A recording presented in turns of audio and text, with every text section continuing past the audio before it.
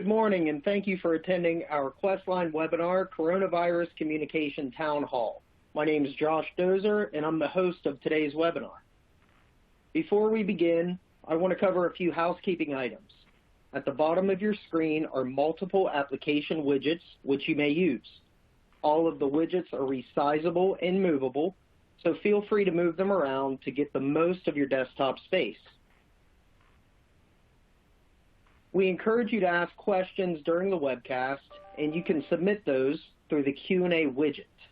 We will allow time to answer these during the webcast, but if a more in-depth answer is needed or we run out of time, questions will be answered later via email. Some networks can cause slides to advance more slowly than others. Therefore, it is recommended that you log off of your VPN. If your slides are behind, simply push F5 on your keyboard to refresh the page. You can find additional answers to some common technical issues located in the Webinar Tips and Help widget at the bottom of your screen. You can also submit technical questions through the Q&A widget. We will be conducting polls during the presentation and will greatly appreciate your participation. Poll questions will display as pop-ups on your screen.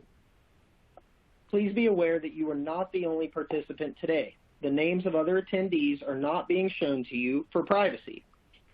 With that said, I'd like to introduce today's presenters from Questline. First is Dave Ream. Dave is the President and CEO of Questline. Also joining us today is Brian Lindemood, Questline's VP of Content Strategy. Finally, we have Mike Carter, who is our Senior Engineer here at Questline. Now I'd like to go ahead and turn it over to Dave, who will get things started for us today. Good morning. Thanks, Josh, for the housekeeping and introduction. And thanks to all attending. We have a full agenda with over 150 attendees signed up, and I believe already we have a little over 100 individuals attending. Given the amount of individuals and the time involved with the forum, I want to jump right in. And before I do that, I want to first acknowledge something. The screen in front of us says March 25th, 2019. Well, if that's our only error in presenting this afternoon or this morning, I'll be happy. But I do want you to know that we haven't gone back in time. It really is March 25th, 2020. Let me start off by talking about purpose. Questline has been on the front lines of producing and delivering COVID-19 communications and messaging in coordination with our energy utility clients for the last 2+ weeks. We have been sharing the insight and approaches as to what we are learning on a one-on-one basis with our clients and customers. Given the overwhelming need that we have discovered, however, we decided to call this summit to share benchmarks, best practices as we have seen them, but also to provide a forum for more direct sharing of these ideas between utility communicators.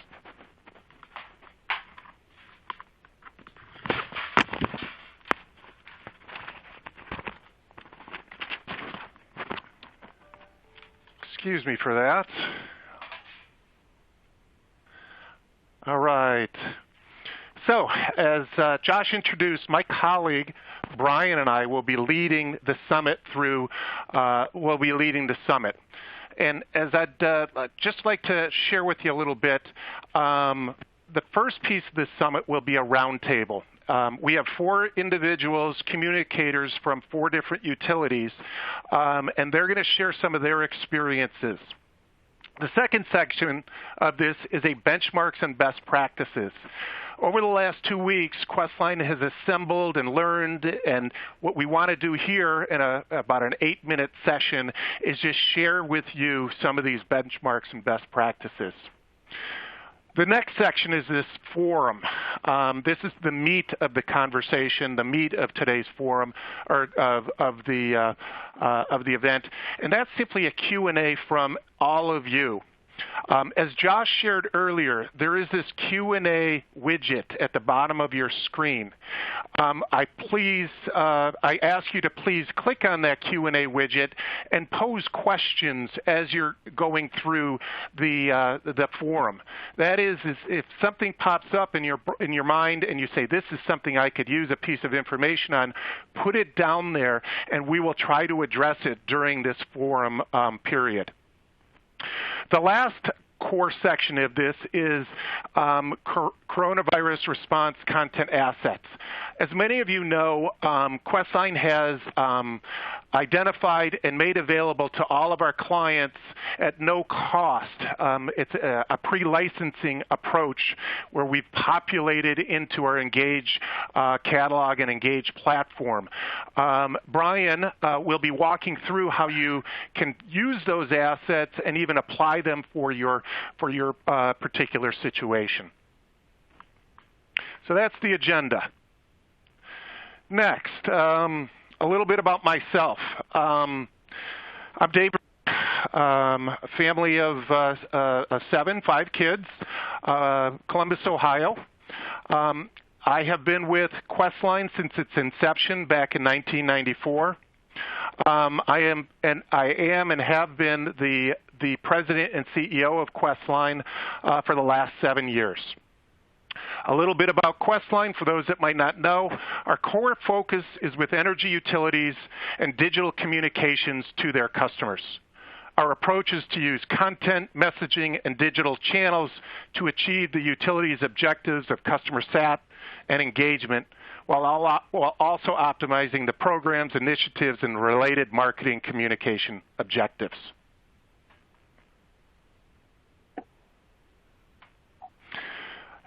Before we move into the deep part of the forum, I want to introduce you to our first roundtable panelist, Megan Howard.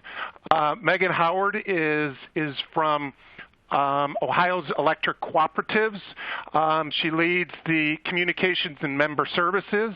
And I've asked Megan to share a little bit of information about what she's doing and Ohio's Electric Cooperatives are doing in terms of communication and engaging their members and their members' members. Megan? Thank you, Dave. So because we're a statewide trade association and power supplier to our co-ops in the state, which are largely rural and very small, my role is a little different than some of the other panelists here. I've been working to support our co-ops in their crisis communication. So that means either consulting or working on messaging, helping them write communications for digital, print, whatever it may be, for both audiences, both external and for employees. And the advice that I'm giving most right now is to be real. Be as real as possible with every audience. Your lawyers are probably going to tell you something different. But as a communications person, I'm going to tell you to be as real as you possibly can, because authenticity, especially in a crisis that's so personal and unprecedented, authenticity is going to be key. So I've been advising our co-ops to, when they're talking with their consumers, to assure them that their service is the same as ever. We're taking care of employees so that we can take care of you. If you have financial trouble, we're here for you. We're all in this together. And really, your communications with your employees should be very similar. We're here for you. We've got your back. We're trying to do the best we can to keep you healthy. If you do get sick, we're here for you. We're going to support you through all this. So be real has been my mantra. Even if you're in a tough spot, especially if you're in a tough spot. We have one co-op in particular that is in the midst of a rate increase, which is terrible. And she sent me her communications and she said, do you think this line about, we know that this is the worst possible time for this to happen. She said, do you think that's too dramatic? And I said, no, I think it's real and I think it's great because your consumers are going to see through it anyway. So that's what we've been dealing with here in Ohio. Hey, thank you. That was really good, Megan. Megan, is there a black and white thing that you've learned that you shouldn't have done or that you won't do?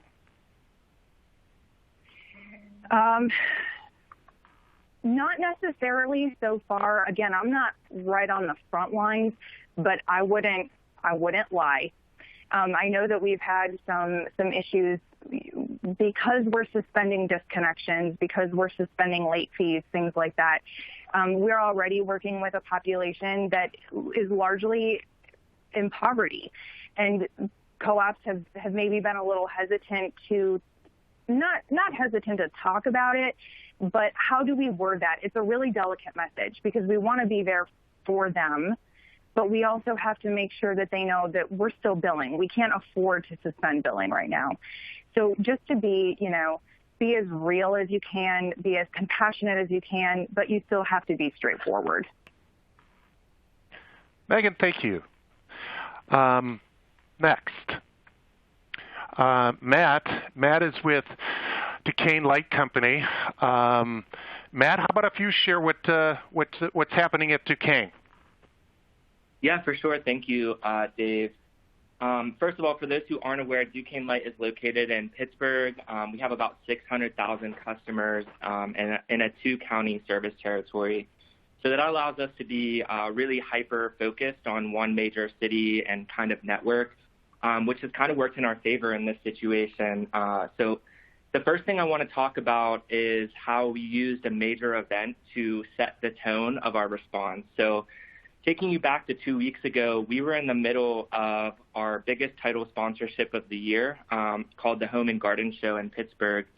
And what that entails is thousands of visitors coming to the largest home show in the United States.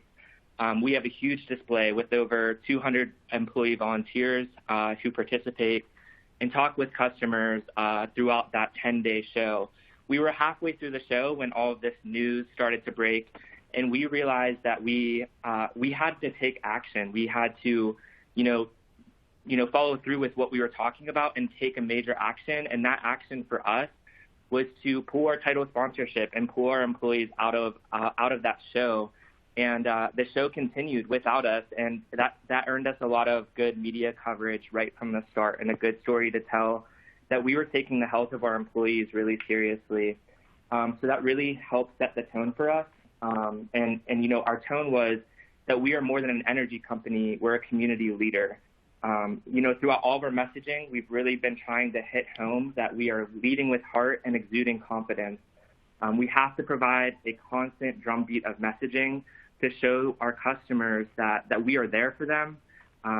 We are taking steps and show them exactly what those steps are. So, at Duquesne Light, we really believe in the power of 3. So we've kind of created 3 main messages. The first is that we continue to provide safe and reliable power to our customers, that we're protecting our employees, which is part of providing safe and reliable power, and that we're easing the burden on our customers caused by this COVID-19 pandemic. So we've kind of created an evolving list of actions that we've taken and under those 3 categories, and are including them in every external message that we can to really hit home all of the actions that we have taken. And we kind of have made one announcement at a time to extend the message.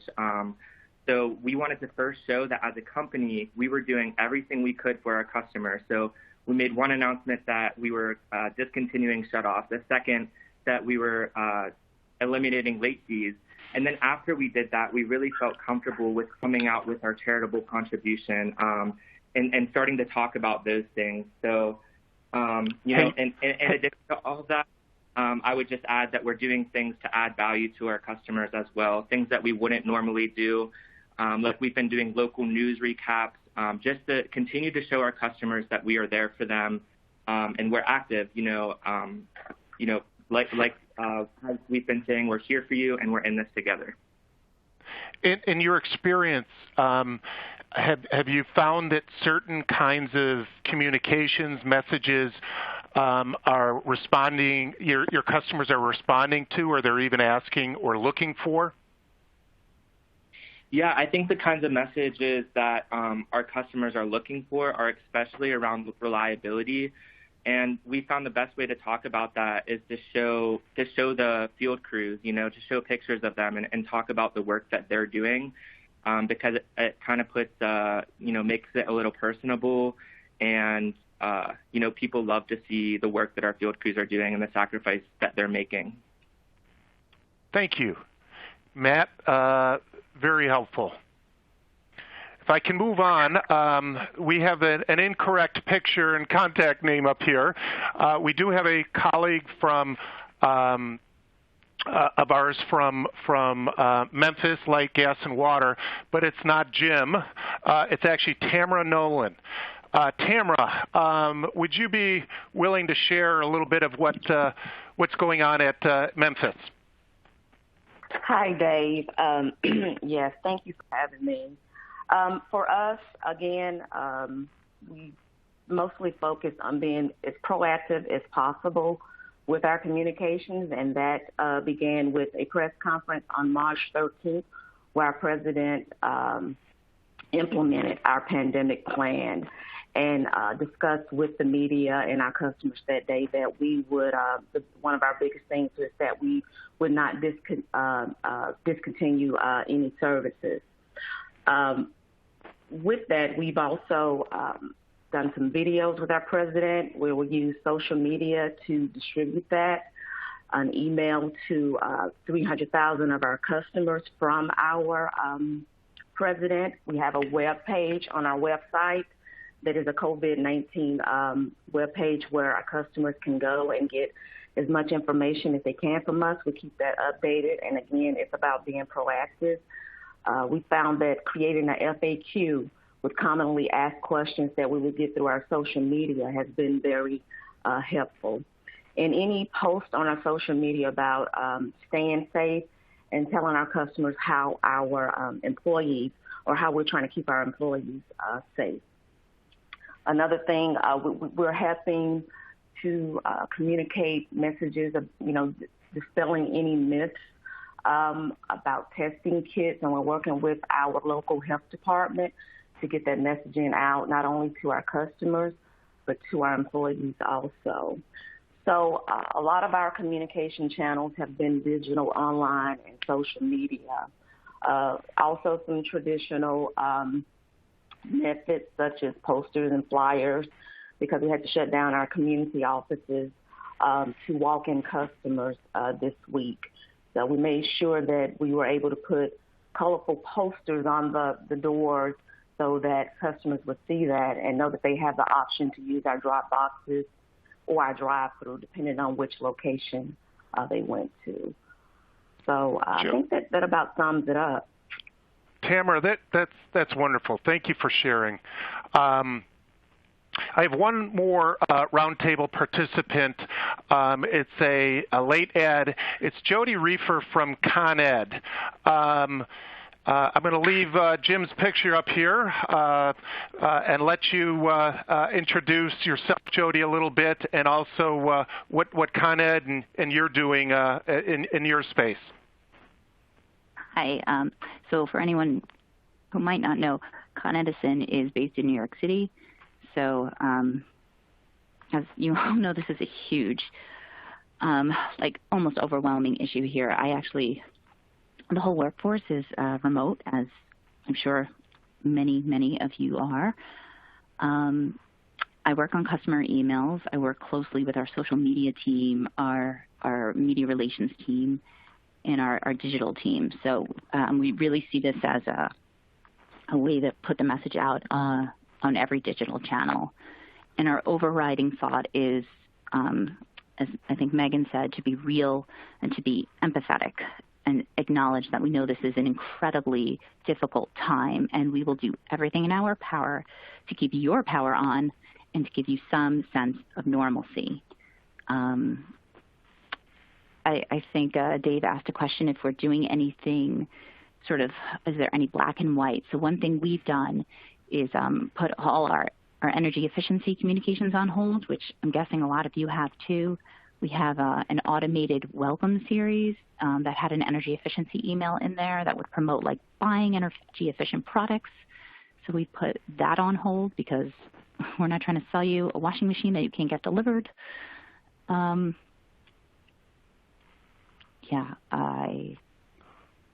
We really see this as a crisis for for everybody, for an internal crisis, an external crisis. So we're doing a lot of internal communications to our employees. Like managers are taking speaking points out and talking to the crews. It's for everybody, it's so incredibly difficult because our people are, they usually work together so closely. So that's one of our biggest challenges, is really getting that social distancing message out to those field crews internally. That's one of our big challenges. Hey, is there a channel or a message that seems to be most successful in what you're doing at Con Ed? So we work with Questline on email. That's my main thing, and people are definitely opening our messages. They want to hear that we're going to be there for them. We just sent an email yesterday saying, just reassuring people, if you have an emergency, don't hesitate to contact us because we'll be there for you. And we've seen actually a tremendous positive response on social media from those messages. Mostly to do with like the others, we've put on hold turning service off for non-payment. We're not installing smart meters. We've put off basically anything that isn't safety related or a customer requesting a specific service, like turning on your service. So we are definitely seeing people saying bravo, God bless you, Con Edison on Instagram, which is unheard of. I mean, wow. People never tell New Yorkers. New Yorkers, yeah, we're never their favorite entity, us in the MTA, but yeah, for them to say God bless you and bravo it means a lot to us, and I think our employees were sharing that story of just even how the public is responding to us internally on our intranet. Jody. And we also have a dedicated external web page with all of the steps we've taken to ease the burden on customers. Jody, thank you. Thanks for sharing. That's good. That's good stuff. Like the rest of the roundtable individuals, we're going to ask them to stick around. We're going to be heading here in about 5 to 10 minutes into truly an open forum, a forum of questions that have been thrown at us through that Q&A widget. And I've asked if any of these panelists would, if they feel like they are capable, willing, and have something good to say to respond to stick around. So they're going to be part of the Q&A forum coming up. In the meantime, or between then and now, we have a survey question, and I'm going to let Mike, you run with this. Well, thank you, Dave. And keep those questions coming in the Q&A text box. The first survey question for today is, how confident are you that you're delivering the right COVID-19 messaging using the right channels? And we have 3 levels of confidence there for you to choose from. Appreciate you answering that. Give you just a second here.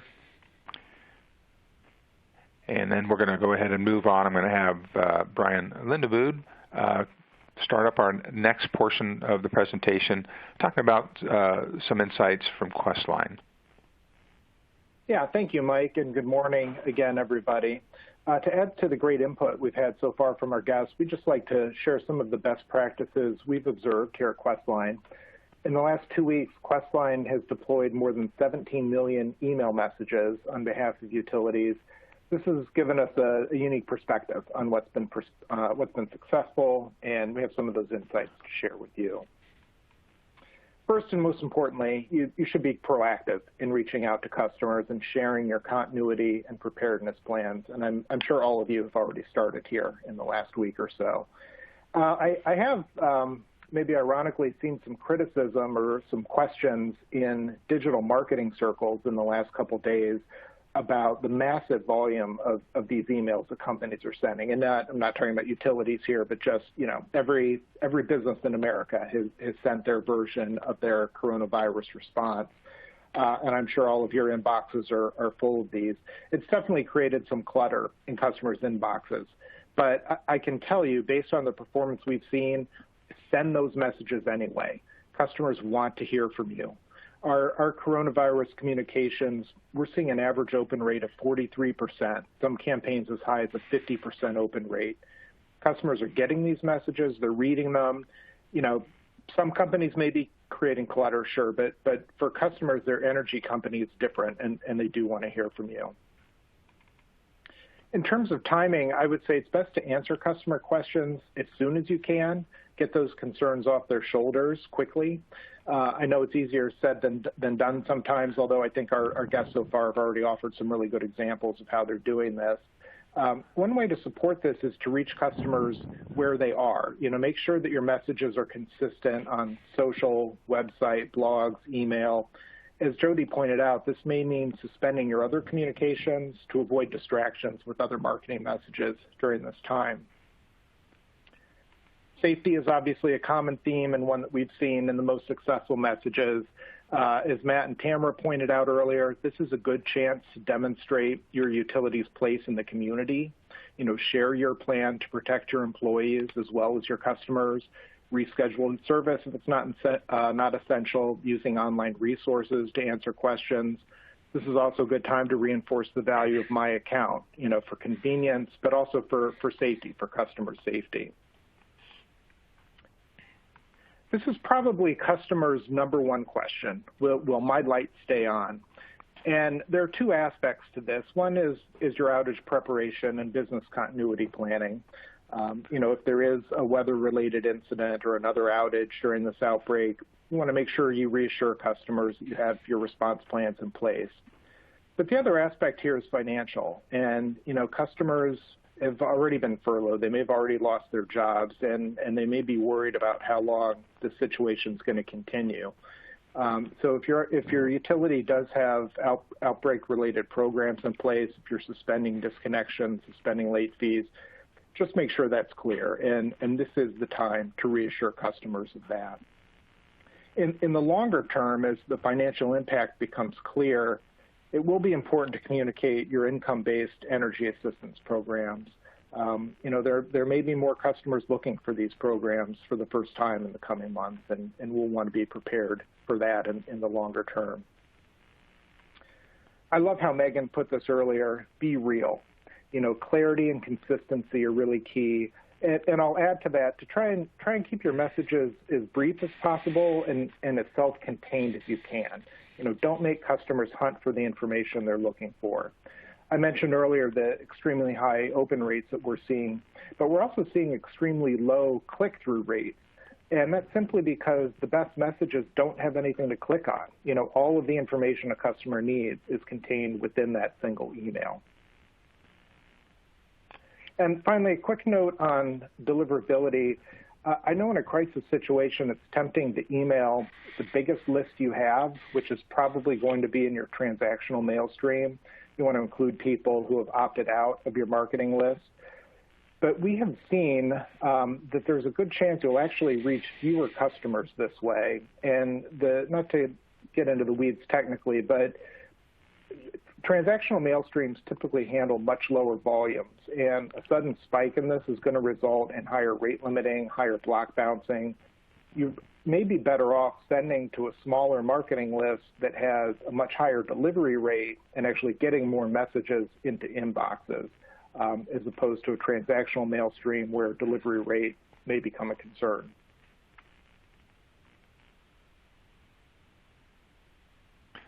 Well, thank you, Brian. We're going to take a look at our poll results from our first poll. It looks like most of you, 2/3, are somewhat confident about your messaging. So hopefully our time together today will help with that. Let's launch our next poll question. Which of the following do you consider of most concern to customers in this environment? So choose any two of these, and we'll go ahead and launch that. Appreciate your input on that, and we'll be sharing the results of that here in a little bit as well. While you're doing that, though, I'm going to turn it back over to Dave Bream, who's going to open up our Q&A session. As offered earlier, all of you have this Q&A button widget on your in your presentation. I know that many of you have posed questions to us, but as we're going through this, be aware that Questline, even if we're not able to respond by voice during this event, will respond to everything after the event. If we don't get to your questions, be aware we will respond afterwards, either by phone and or, I should say, phone and or by email. So again, take advantage of the Q&A portion of this. With that, Mike Carter, can you share with the team participants here and let us see if we can't start digging into questions? Yeah, Dave, we've got some great questions here. Here's the first one. We have an energy efficiency promotion that runs until mid-April. It offers discounted LEDs delivered free. This seems like a valuable sale considering the circumstances, but we're hesitant to run any info on it. What are your thoughts about this? And again, it would be on the order of, how can we be, less transactional, maybe more compassionate? What the panelists, Tamara, Matt, Megan, and Jody think about that? Can we be business as usual at the same time, or do we need to put those aside for right now? This is Jody. I would say you cannot. You can not be business as usual. You just can't. I think you just have to put your marketing aside for right now. I don't know when it comes back. I don't have a marketing background, but I just know that the drumbeat we have is to not sell to customers at this moment. Yeah. Okay. Any other feedback from Megan, Matt, or Tamara? I just think during this time, whatever you're promoting has to be a compassionate service to the customers, and think about what it is they need in this moment. While this is probably an outstanding offer that you have, is that what they really need in the moment? And until we can get through the thick of this, I would agree that suspend those type of marketing efforts. Very good. One quick comment from Questline. For many of our clients, we produce and deliver residential business key account newsletters, and we've seen a significant number of our clients. They're not oftentimes even promoting, marketing messages in those e-newsletters, but even the content of those e-newsletters has changed. We're really talking about content that is not always directly COVID-19 related, but peripherally related. Again, you don't want to bring up, information and come across as being, non-empathetic to the bigger issue by even putting out content that doesn't necessarily align with the situation. Okay. I have another question, Megan. This is actually directed to you, but I think it applies to everyone. The question is, are you anticipating providing payment extensions to commercial retail companies, commercial customers? Well, actually, in Ohio, cooperatives are not regulated by the Public Utilities Commission. So for co-ops, that's a co-op by co-op situation. If the commercial entity is looking for guidance, I would direct them to their local co-op. For states that have regulated cooperatives or utilities, that's a much less murky situation. But I would say to contact if you're regulated, your local PUC,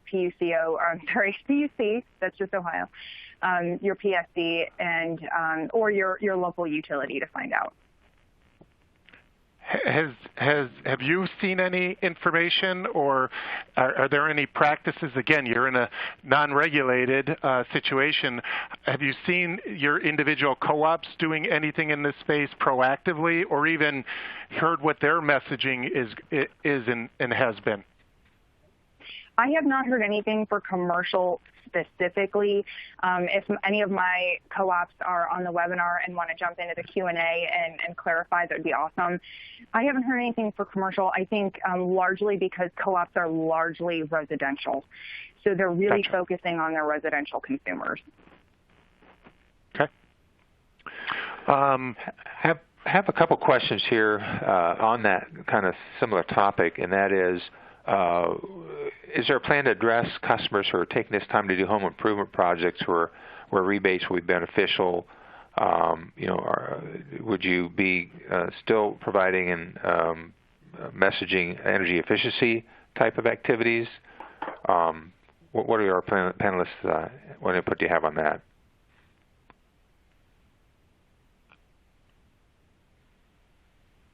I know on the one hand you want to be not be tone deaf, but yeah. This is Megan. I have seen some co-ops put out messaging like, if you need help controlling your electric bill, we can help you. We can offer you advice. So, like Tamara said, if you're going to sell something, do so in a way that is compassionate for their situation. So if someone needs help controlling their electric bill, certainly offer those energy efficiency materials. Co-ops in Ohio, at least, offer a wide array of rebates. And if they want to put out messaging saying, if you're healthy and staying home through this crisis, then you want to use the time to do some home improvement projects. Remember, we have these rebates that can help you out and save you some money while you're doing that. But again, just remember to be really, really cool about how you phrase that.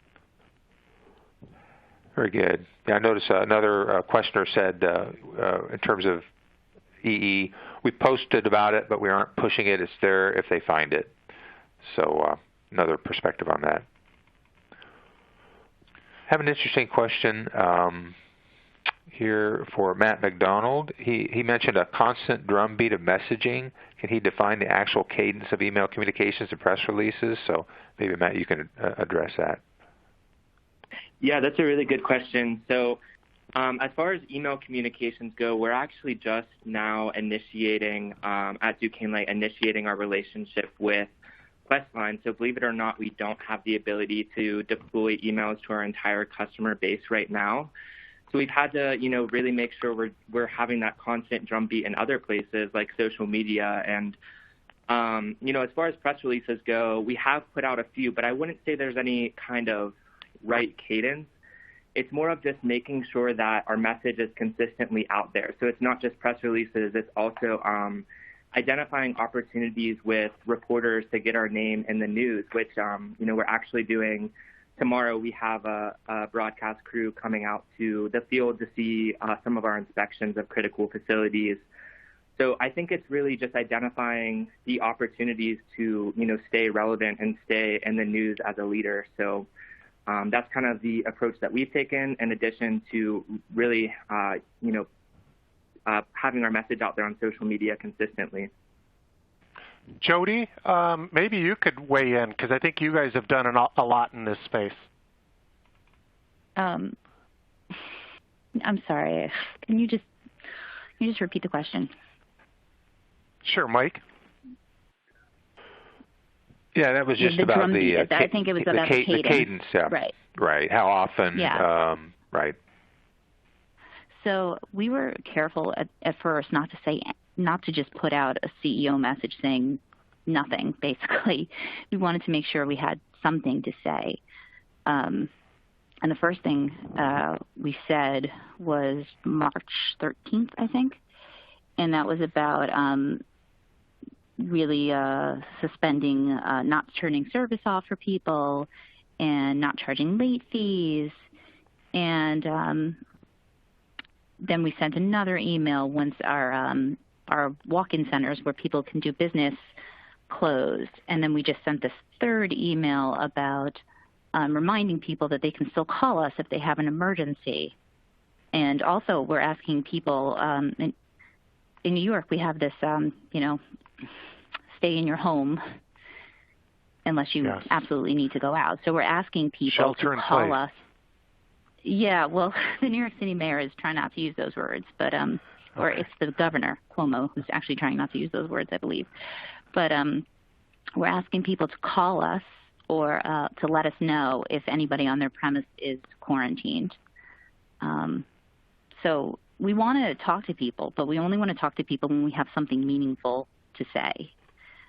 We're talking now about doing an energy efficiency email, but I think it's a real, just on how, because so many people are home, how can they save energy at home? But again, we don't want to tell them to go buy something, so what are the simple things they can do? It's not air conditioning season, so I mean, that's really kind of my question for everybody on the call. Like, what are the best ways people, like the most simple things really that people can do that will actually help them save money as they're homebound?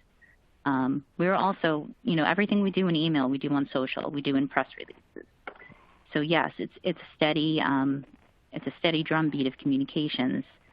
But we really only want to put out these communications when there's something of value for our customers.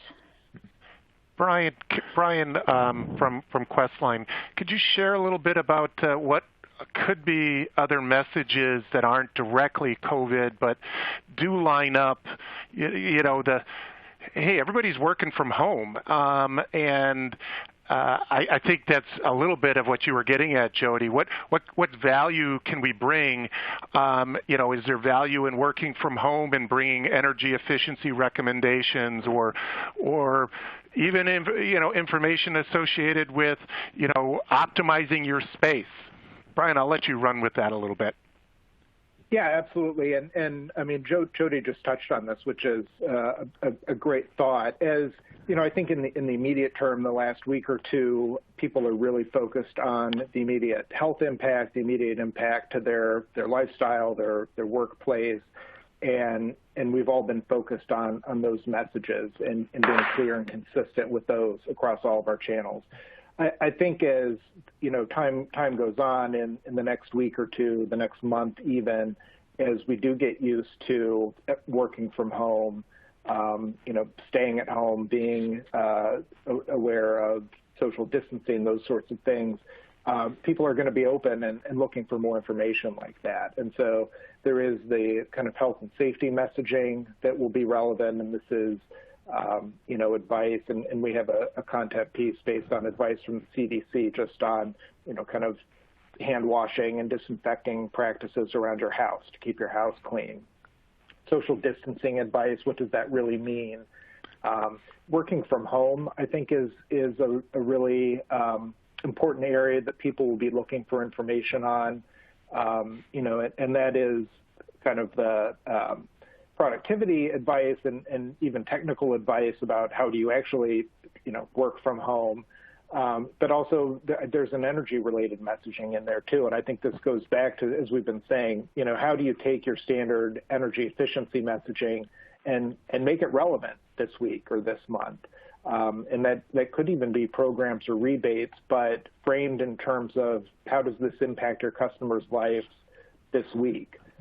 And so that can be an energy efficiency message around working from home, even just being at home, and using your electronics all day instead of using your devices in the workplace. Very good. A couple other interesting questions here have come up. How important would it be to have upper management put out a message for them personally, like the mayor, city manager, utility director, president, et cetera? What do our panelists feel about that? What have you done in that regard? Has it been generally from the utility, or has it been more personal? Or it should be, or not? Tamara, Matt, Jody, Megan? I think that probably, this is Megan. I'm sorry, I was actually thinking about Matt in this. I think it depends on how personal you are with your community. Co-ops are really small, and employees are neighbors, and everybody knows everybody in some cases. And so in that case, sure, why not be more personal? But I'm interested to hear how, in Pittsburgh, in a two-county area with 600,000 consumers, how do you approach that? Yeah, no, that's a really good question, and we definitely are having our executives visible, not just the CEO, but also our chief customer officer, we put out a letter from our chief customer officer and led with that. But then as far as personal accounts go, that is actually something really important to our leadership because, as you mentioned, we do serve one city and 2 counties. So, we've been creating LinkedIn content for both our CEO and also chief customer officer, because they do want to show customers that they're out there and that they're there for them. Our customers do recognize their faces. So I think for someone like us, it's definitely really important. And tomorrow, actually, how I mentioned the media will be on site with a crew. Like our CEO is going to be out there as well because we think it's really important for him to be able to talk directly to our customers. Kind of a follow-on. Go ahead. Oh, no, I'm sorry. This is Tamara. I was just going to say that, our president has mostly been the face for our communications, but other than our press conference and our social media video that he's done, usually our mayor of the city has been the one who's been delivering the daily messages about how the city is going forward with how we're dealing with COVID-19. Very good. I had a couple of people here ask a similar question. That is, are meter installs continuing with your utility due to social distancing, either upgrades or new installs? Any of your utilities, is that business as normal? This is Jody from Con Edison, and as I mentioned earlier, we're not doing smart meter installations. We're not doing any services that require our people to enter customers' homes unless it's safety related or specifically for a critical issue that a customer requested, like a service turn on. And just to go back to the CEO message, we've decided against it for the moment. It's 9 million people in our service territory, and I don't think most of them know who our CEO is, and we don't think it would be a meaningful message at this point. We think that people are more concerned about their financial situation and just hearing from us that we're not going to turn them off for not paying us. So, and making sure their service is reliable. So that's what we think is more important. And I think it does make sense for people with smaller territories, but we've even seen everybody from Michael's craft store is sending out these CEO letters to, right. Everyone is doing it. So we've even seen memes making fun of these CEOs. So we don't see a reason to do it. Maybe because we're so large. Yeah. I think the important thing to remember, no matter what the question is, whether it's about energy efficiency or offering rebates, or do we still sell LED bulbs, or is the face of our messaging Con Edison, or is it the local CEO? You have to remember to read your own community, read your own service area, read your own audiences, and not just that, but also this crazy thing changes every day. And where we are in Ohio, we're probably maybe 7 days behind New York. So the answers that I give you today are probably going to sound a lot different in 7 days. They're going to sound more like what Jody's telling you. So I would advise everyone across the board, keep tuned to your news, keep tuned to what your state and local leaders are telling you, because that's going to inform your communications first and foremost. Okay, well, we're coming to the end of our time here. I'm going to go ahead and move forward. Oops, past that. Here's results of our last poll, and your opinion of what's most concerning your customers is service may be disconnected for non-payment and power may go out.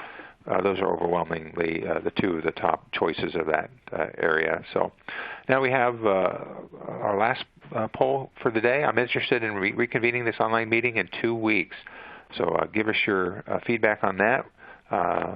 As was just stated, things change daily, hourly, and be perhaps nice to catch up with everyone to see where we're at in a couple weeks. So with that, I'm going to go ahead, though, and while you're giving your input on that, turn it back over to Brian Lindemood, who's going to talk about some valuable resources that Questline's made available to its clients.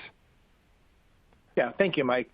I mentioned earlier that we've learned a lot through performance metrics in the last few weeks and had seen what customers are responding to. One of the outcomes of this is a content collection that we created with coronavirus-related articles and social posts. And I want to point out that we are providing this content at no cost to engage users. You know, we want to do our part to support you and want to make sure we can get this in your hands as quickly as possible. So this content is ready to deploy on your website, social platforms, or email channels. And Dave mentioned this earlier. If you send an email newsletter, we highly recommend that you get some of this content into your newsletter. We had one utility send a newsletter late last week with 4 of these articles, and we saw very high open and click-through rates. You know, again, this is, customers want to hear from you, and this is the kind of content they're looking for right now. Brian, can I interrupt for you for a second? Of course. Of course. This isn't just for this webinar that we're doing, making those assets available. This is available to all Questline clients. These are the kinds of information, the assets, the content that we've found that most of our utilities are saying this is the kind of stuff we need. So what we've done is we've said, hey, independent of any other relationship with Questline, if you're a client of Questline, you can get these assets, and you simply do that, and Brian will be showing you how. But independent of any other relationship with Questline, if you are a client, these are for you.